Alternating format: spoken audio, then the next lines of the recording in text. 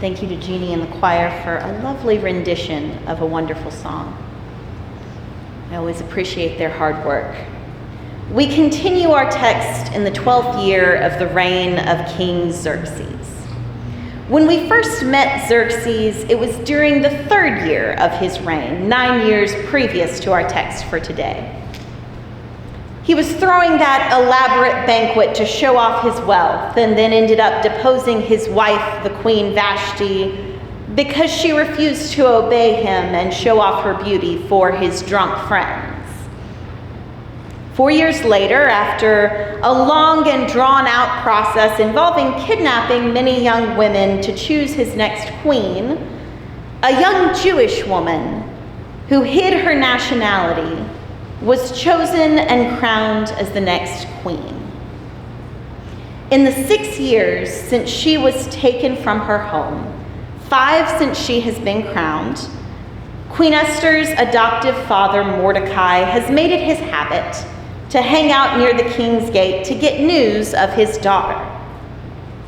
This habit of hanging out so regularly at the king's gate led him to be in a position to overhear an assassination plot against King Xerxes and thwart it by getting word to Esther in time, who was able to warn the king. The biblical text has never directly mentioned God all throughout this book so far, and it will continue in that. But in moments, it has seemed that God has been at work, protecting Esther, giving her and Mordecai opportunities that seemed far too good to be coincidental. Such good news has disappeared as we entered an incredibly dark chapter of the book of Esther. Because now, Haman, the king's wicked and prideful, very trusted advisor, has become genocidal. After feeling insulted that Mordecai would not kneel down in his presence, Haman has decided that that means every Jewish person in the Persian Empire should die. And he has convinced the king to enact a systematic slaughter of all of the Jewish people on the 13th day of the 12th month. It didn't take much convincing. The merciless order has now been sent out throughout the city to the various provinces Xerxes rules. And as the king and Haman drink and congratulate each other, messengers take this horrible decree throughout the land. Shouts and cries are heard throughout the city of Susa as the news spreads. In every province where this order comes, Jews can be seen tearing their clothes, mourning in sackcloth and ashes. They weep, wail, and fast for everyone to see as they mourn their fate. When Mordecai learns all that has been done, he joins his people in this mourning. He tears his clothes, he puts on sackcloth and ashes, and he goes out to a place where we have seen him many times, in front of the king's gate. But this time, instead of quietly waiting for news of his daughter, he is wailing loudly and bitterly and making a general ruckus. Now, Esther is still trapped in the king's harem. Unable to go out into the city, she has not heard news of this edict yet, but she hears from her servants of Mordecai's great display of sorrow. These servants have become accustomed to ferrying messages between the two of them, bringing news. They must know that the queen will want to know that that man who always asks after her is clearly distraught. So Esther sends Mordecai clean clothes to wear and asks, what is wrong? What can be done to fix whatever is causing him this great pain? But Mordecai refuses to take off his clothes of mourning. And so Esther sends a trusted eunuch, Hathach, to learn what troubles Mordecai. And messages start relaying back and forth between the two, carried by Hathach into the king's harem. Haman has convinced the king to slaughter our people on the 13th day of the 12th month. There will be no Jews left in Persia. See the enclosed copy of the edict for yourself.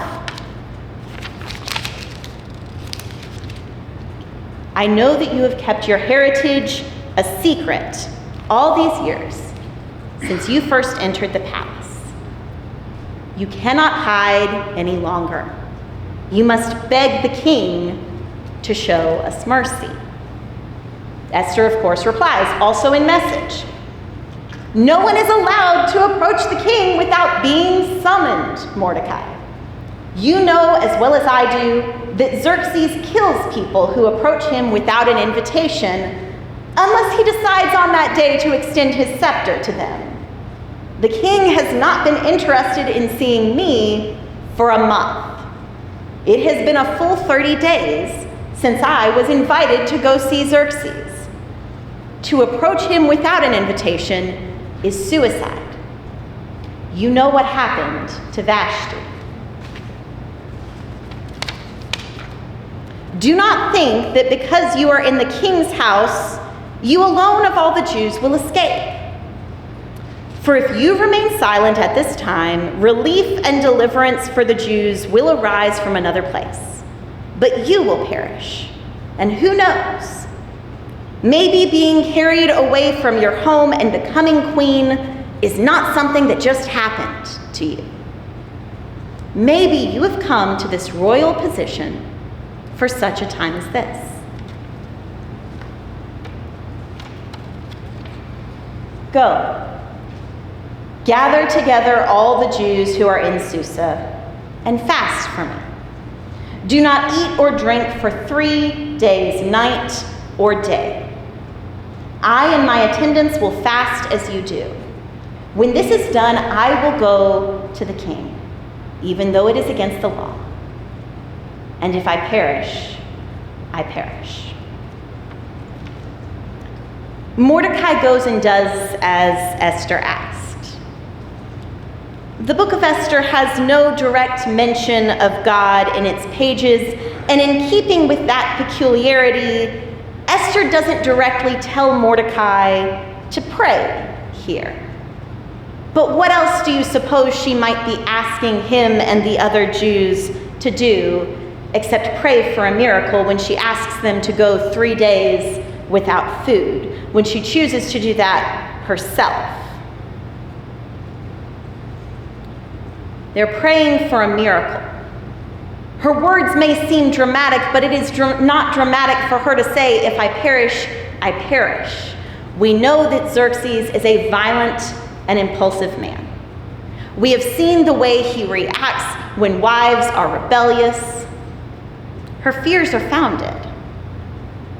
She's been married to this man for 5 years. She knows him. She knows all of the things that we know about Xerxes. The fact that his ego is easily threatened by bold women. The fact that Xerxes doesn't take kindly to anyone threatening his authority. That's why Esther's queen in the first place. Remember, this king does not love Esther. She's an object of pleasure to him, one that he hasn't been interested in for 30 days. To him, his interest is very fickle. And it seems that after 5 years, the king has grown bored of Esther, which means her position is at risk regardless of this. And yet still Mordecai asks more of her.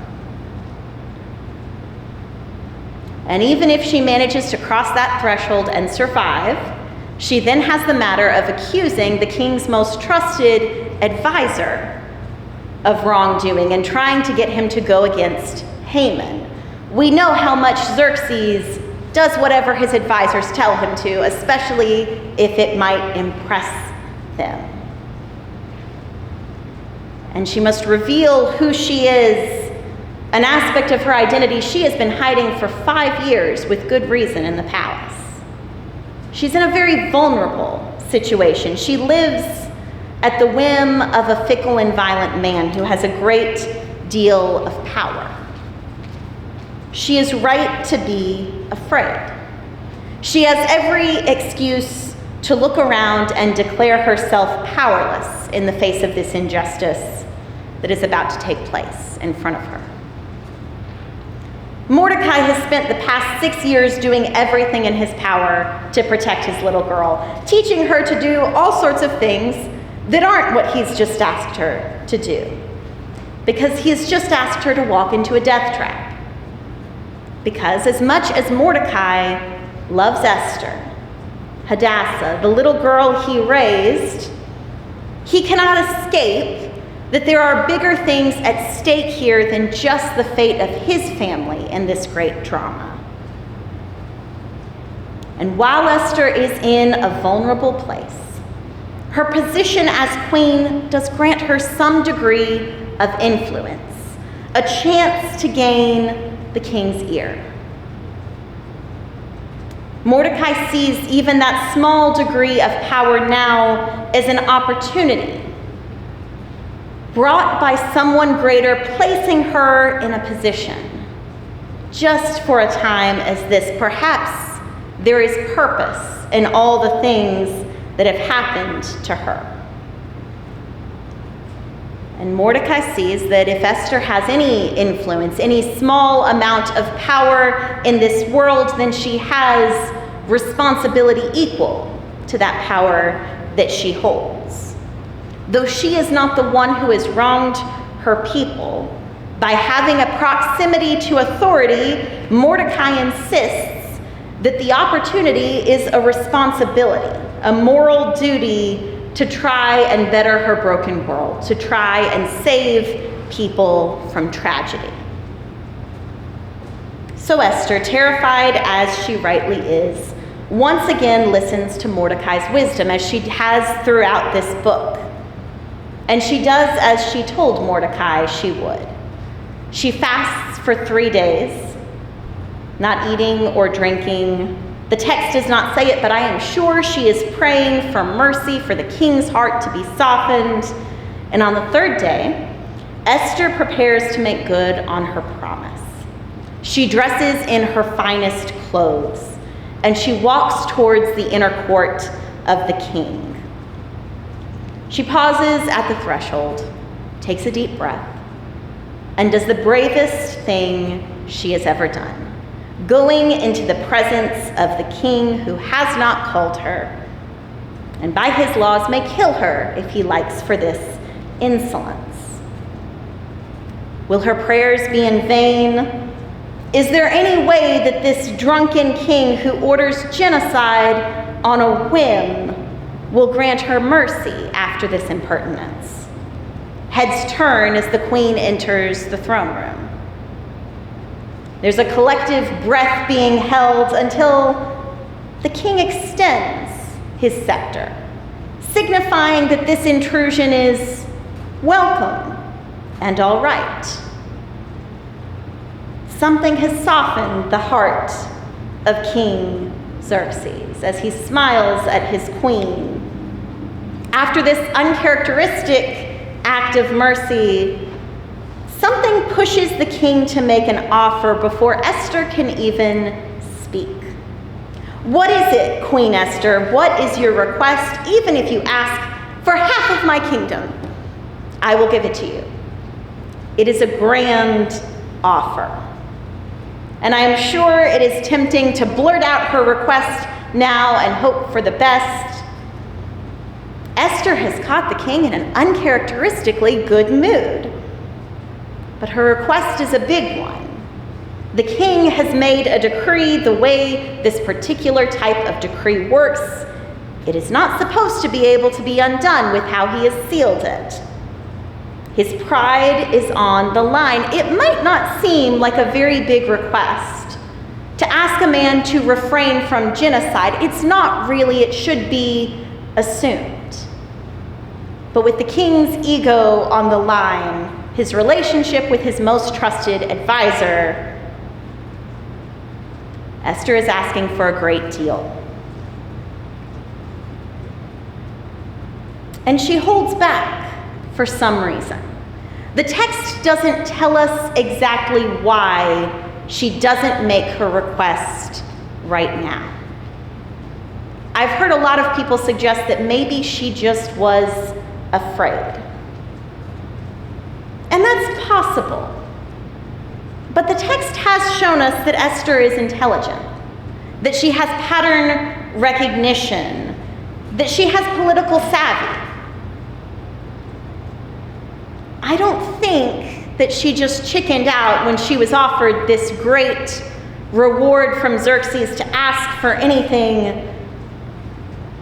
I think perhaps she is planning her next moves carefully. She has been married to this man for 5 years. She has watched as his advisors, various different ones, pull on his puppet strings and manipulate him and get him to do everything that they could ask.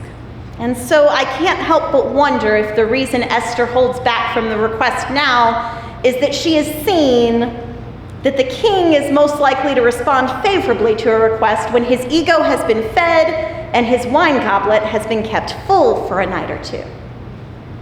And so, instead of coming right out and saying what she wants, instead of revealing that she has hidden her identity from him now, Esther invites the king to a banquet and to bring Haman along with him. Maybe she's learned a thing or two from all the political dramas going on around her in the years. So the king and Haman go to this banquet. The king knows, though he is a fool, that the banquet is in preparation for some great request from his king. He is a foolish man, but he does understand politics enough for that. Esther wasn't just missing his company. And so as they're drinking wine, the king again asks Esther, "Now what is it you came to ask? I will give you anything you want, even up to half the kingdom. Ask for it, and it is yours." For some reason, even after the bold promise is given a second time, Esther decides that the time is not quite right. Once again, she puts off her answer, maybe thinking the king needs another day of drinking.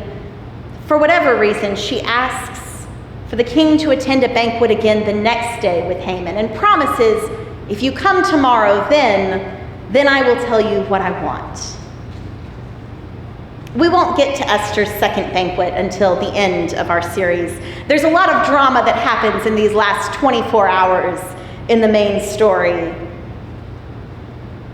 But even now, in these moments of anticipation, we can see God at work between the lines of Esther. Something greater than herself has brought her to this place as queen. Someone has softened the king's heart and made a way for her to survive breaking the law. Esther is vulnerable in the king's palace, but she is not alone. She is not abandoned there. Someone has been quietly making a way for her to survive the dangers of the palace. It had seemed a little too good to be true just how easily, at the beginning of her time there, every person she met instantly loved her and was inclined to protect her. Her situation is unfair. She is a victim of the wickedness of King Xerxes and his officials. She is vulnerable to the men in power around her. Her identity as a Jew is a secret, and she has every reason to keep it so, to stand back, wash her hands of the entire awful affair, and shake her head at the cruelty of Haman and Xerxes while she tries to keep herself safe. She's been passing as a Persian for 6 years now. She could probably continue to do so through the slaughter. She doesn't have particular reason to hope that this will go well, except faith and prayer. And it's not her fault that the kingdom that she was crowned queen of is ruled by fools and tyrants. But as vulnerable as she is in this moment, as much as this is not her fault, as much as it is not fair, she is in a position with some measure of influence, which gives her a tiny degree of power, a tiny bit of proximity to authority. She has earned the favor of the king enough to become queen. She saved the king's life by uncovering an assassination plot. And now there is an inkling of hope that she might be able to do more. And so, as terrifying and unfair as it might seem, she understands that she has a responsibility to act. She doesn't approach the king fearlessly. Perhaps it is her fear that leads us to say that Esther has such courage, because she is afraid, and rightly so, and yet she has determined that there are things more important than her own fear. There are things that are more valuable than her own self-preservation. And so in the face of great danger, Esther acts with courage, without any guarantees that it will pay off in the end. The threat to her life is real. She knows what this king does to wives he is no longer pleased with. And still she risks her life for the chance to stop a genocide. The chance to change the tides of cruelty and bring a better future than this edict promised. May we be brave like Esther every time we encounter injustice, to stand against it, to do what we have in our power to make this world a safer and better place, just as she did.